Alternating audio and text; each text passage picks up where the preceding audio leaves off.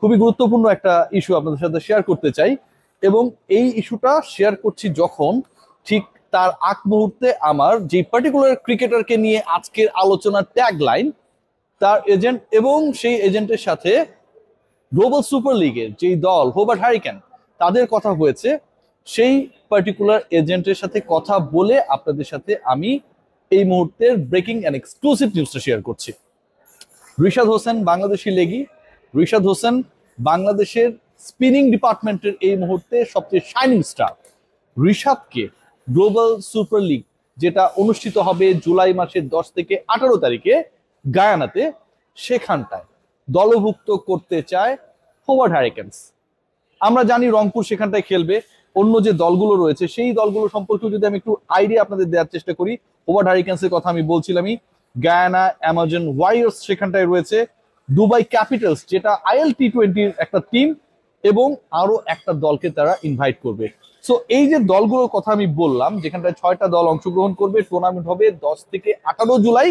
সেখানটায় বাংলাদেশি দল রংপুর রাইডার্স না, বরং অস্ট্রেলিয়ান টিম হোবার্ট হ্যারিকেন্সে রিশাদ হোসেনকে খেলাতে চায় সেই দলটা। এই যে প্ল্যান, এই যে থিঙ্ক ট্যাঙ্কের সাথে যারা জড়িত ছিল, সেটার মূল যে ব্যক্তি, মূল যে ক্যারেক্টার, তিনি হচ্ছেন কে জানেন? Ricky Ponting. রিকি পন্টিং এখন পর্যন্ত যা নিউজ, সেটাতে মানে আপকামিং যে গ্লোবাল সুপার লিগের আসর, সেখানটায় হোবার্ট হ্যারিকেন্সের কোচ হিসেবে কাজ করবেন। সমস্যার জায়গা যেখানটায় হয়েছে, according to the agent of Rishad Hossain, এবং যে ডিসকাশনটা হয়েছে হোবার্ট হ্যারিকেন্সের সাথে, সেটা হচ্ছে রিশাদ কি ওই পার্টিকুলার টাইমটাতে এনওসি পাবেন কিনা। রিশাদ যদি সেখানটায় খেলতে চান বা রিশাদকে হোবার্ট হ্যারিকেন্স খেলাতে চায়, রিশাদকে no objection certificate from Bangladesh cricket board পেতে হবে।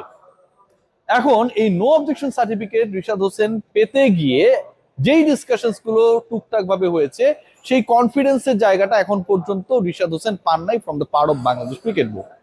একবার ভেবে দেখুন যে বাংলাদেশের পুরো বছরটাই আসলে T20ময়। বাইলেটারাল সিরিজে T20 রয়েছে, এশিয়া কাপ T20 ফর্মেটে হবে, আপকামিং ওয়ার্ল্ড কাপ T20 ফর্মেটে হবে, এবং সেখানটায় গ্লোবাল সুপার লিগের মতো একটা কম্পিটিটিভ আসরে গিয়ে বাংলাদেশের একজন ক্রিকেটার, স্পেশালি একজন লেগ স্পিনার, তিনি যদি খেলার সুযোগ পান, অস্ট্রেলিয়ার একটা দলে যদি তার খেলার সুযোগটা হয়, সেই দলে কারা রয়েছে সেই আলোচনা আমি যাচ্ছি, বাংলাদেশের জন্য তো এটা একটা অনেক অনেক অনেক বড় অ্যাচিভমেন্ট।